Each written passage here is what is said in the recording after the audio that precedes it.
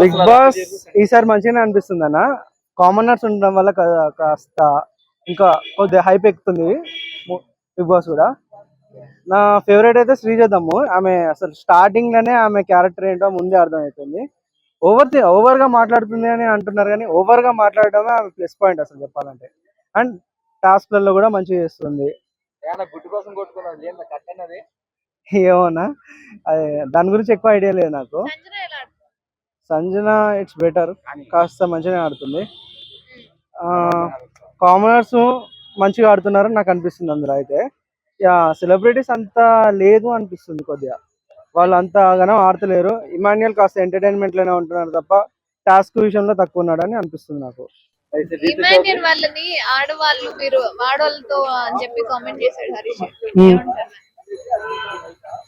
ఆయన గురించి అంతా అంటే ఆయన మాస్క్ మ్యాన్ అని ఒక బిరుదు ఉంది కదా ఆయనకి. ఏంటంటే ఆయన ఓపెన్ గా అన్ని చెప్పేస్తాడు, ఏదున్నా అన్ని బయట పెట్టేస్తాడు. సో ఆయన మనసులో అనిపించింది అది చెప్పేసిండు అంతే. తప్పు కదా, అంటే మగవాళ్ళని వీళ్ళేంది ఆడోళ్ళలాగా ఆడుతున్నారని అన్నాడు.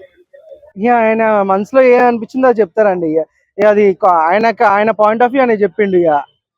ఇప్పుడు నాకు కూడా ఏదైనా పాయింట్ ఆఫ్ వ్యూ ఉంటే అది చెప్పేసి వస్తాడు డైరెక్ట్ గా. ఆయన పాయింట్ ఆఫ్ వ్యూ ఆయన చెప్పిండు, అందులో తప్పేమున్నది? ఎదుటి వాళ్ళ ఆటని అట్లా కించపరచొచ్చా? ఆటను కించపరచట్లే అండి, అక్కడ చెప్తున్నాడు అంతే. వాళ్ళ ఏంటంటే ఆయన ఫస్ట్ నుంచి ఒకటి చెప్పిండు, అందరు మాస్క్ తో ఉంటున్నారు, మాస్క్ బయట పెడతా అని చెప్పేసి అదే ప్రయత్నిస్తున్నాడు. ఎవరైతే మాస్క్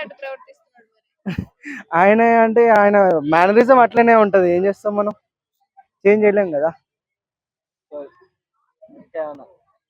కళాకారులు అంటే అలాగే ఉండాలనుకోవచ్చు. అంతే, అన్ని కళలు చూపిస్తున్నాడు. బిగ్ బాస్ హౌస్ లో మీకు బాగా నచ్చిన వాళ్ళు ఎవరు?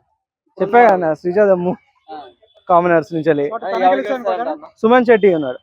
ఎలిమినేషన్ ఎవరవుతారంట ఈసారి? ఎలిమినేషన్ సృష్టి అనుకుంటున్నా, ఫ్యాన్ బేస్ తక్కువ.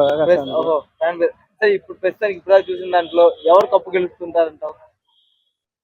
ఫస్ట్ అయితే శ్రీజదమ్ము అన్న, దాని తర్వాత నాకు హరీష్ గారు అనిపిస్తుంది. అన్న ఏంటన్నా బయట ఇమాన్యుయల్ కూడా కప్పు తీసుకుని వెళ్తాడు, బాగా చేస్తాడు అన్న కట్టాను అసలు. ఏమన్నా ఇప్పటి వరకు చూడలే ఆయన పర్ఫార్మెన్స్. నేను కామెడీ బాగానే ఉంది అన్న. కామెడీ చేసేదంటే ఇమాన్యుయల్ ఒక్కడే. ఏంటన్నా మరి ఇంకో 13 రోజులు ఓజీ సినిమా వస్తుంది, ఏంటి దాని సంగతి, ఎలా ఉంటే పోతుంది అనుకుంటున్నావు? నేను ఎక్సైటెడ్ ఉన్నాను నా మూవీ కోసం, బికాస్ ఆఫ్ సుజిత్ డైరెక్టర్. ఆయన డైరెక్షన్ నాకు నచ్చుతుంది అసలు.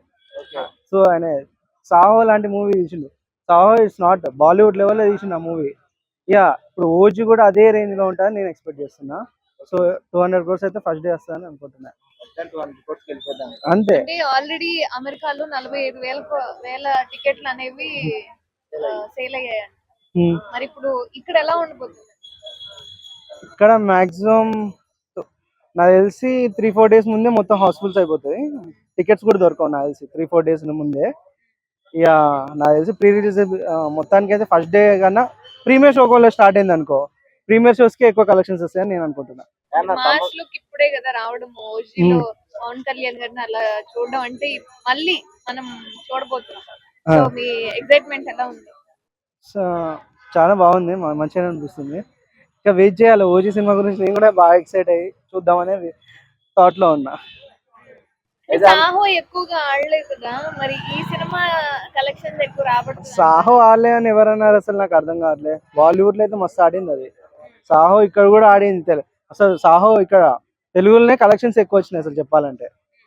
అది అన్న ఇప్పుడు ఓజీ సినిమా రీమేక్ మూవీ కదా, 400 కోట్లు 500 కొడుతుందా అని చెప్పేసి డైరెక్టర్ అంత మంచి డైరెక్టర్ ఉన్నాక కొట్టకుండా ఉంటా నా చెప్పు.